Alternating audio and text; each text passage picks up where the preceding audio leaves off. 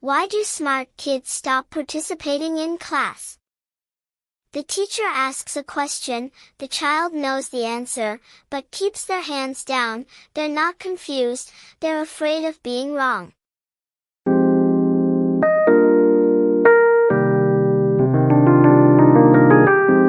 If this surprised you, stay until you hear the full story by watching the Completely Reset podcast episode soon.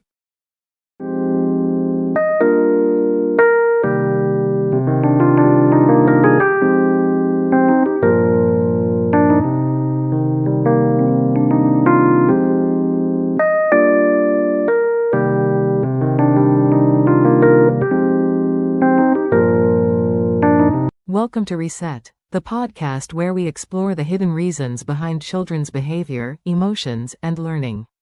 I'm Nabawoya, and today we're talking about something that confuses many parents and teachers. Why do some very intelligent children struggle in school? Why do some children who are clearly bright, creative, and capable suddenly stop trying? Why do some children with incredible potential begin believing they are failures? The answer may have very little to do with intelligence, and much more to do with emotion.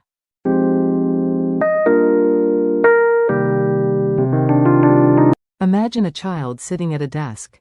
The homework is open, the pencil is in their hand. They know the answer, but they can't start. Or maybe they start, erase it, start again, erase it again. And eventually, they give up. From the outside, it looks like laziness, lack of effort, or even lack of motivation. But inside that child, something very different may be happening.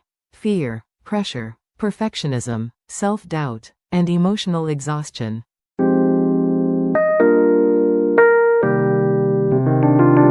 One of the biggest myths in education is the belief that smart children naturally succeed. But intelligence alone doesn't guarantee success. Children don't learn with their brains alone. They learn with their emotions too. And when emotions become overwhelming, learning becomes difficult, even for highly intelligent children.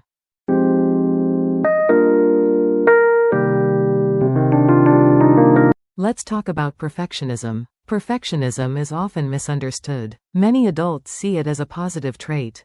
They think, my child has high standards. My child cares about doing well. But underneath perfectionism is often fear. Fear of mistakes, fear of failure, fear of disappointing others, fear of not being good enough. And when mistakes feel dangerous, children stop taking healthy risks. They stop raising their hands. They stop trying new things. They stop participating, not because they don't care, because they care too much.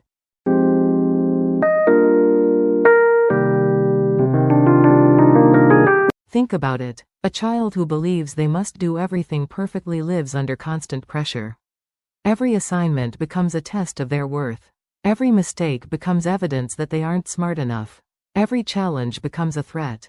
And eventually, avoiding the task feels safer than risking failure. This is why some of the brightest children appear unmotivated. They're not avoiding work. They're avoiding emotional pain.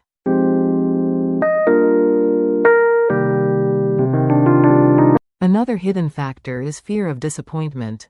Many children desperately want adult approval. Parents, teachers, coaches, caregivers, the people they love most. And while encouragement is healthy, constant pressure can become overwhelming. Children may begin to believe, if I fail, people will be disappointed in me. If I struggle, people will think less of me. If I make mistakes, I'm not good enough. And those beliefs slowly shape how they see themselves.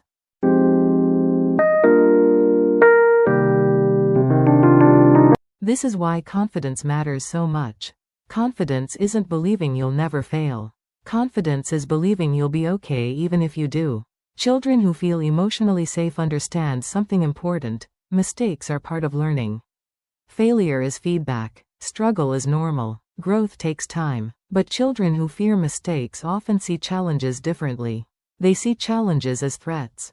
And when learning feels threatening, the brain focuses on protection instead of curiosity.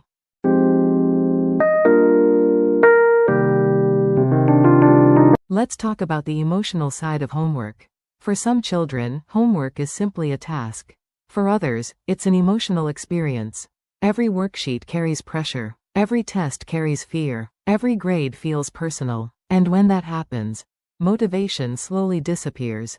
Not because the child is incapable, but because learning no longer feels safe.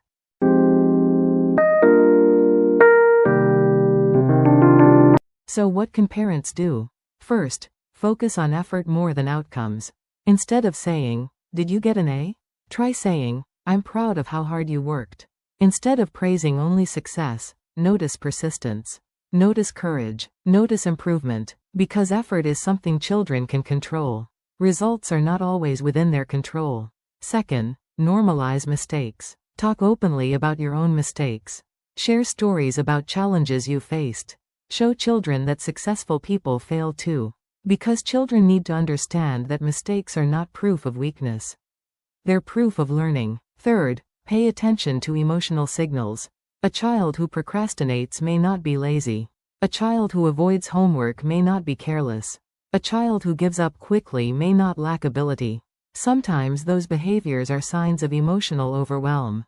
When we understand the emotion, we understand the behavior. And when we understand the behavior, we can respond more effectively.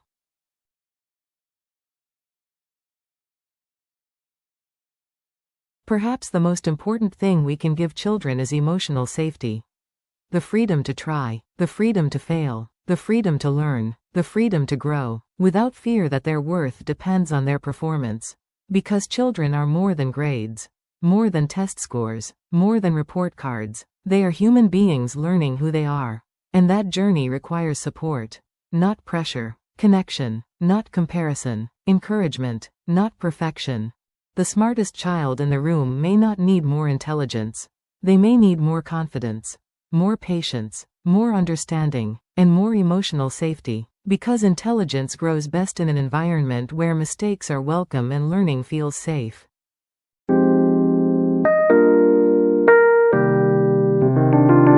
So the next time your child struggles in school, don't ask, "What's wrong with them?" Ask, "What might they be feeling?" Because behind many academic struggles, there is an emotional story waiting to be understood. Thank you for joining me on Reset. If this episode helped you see children differently, share it with a parent, teacher, or caregiver. And remember, every behavior has a reason. See you in the next episode.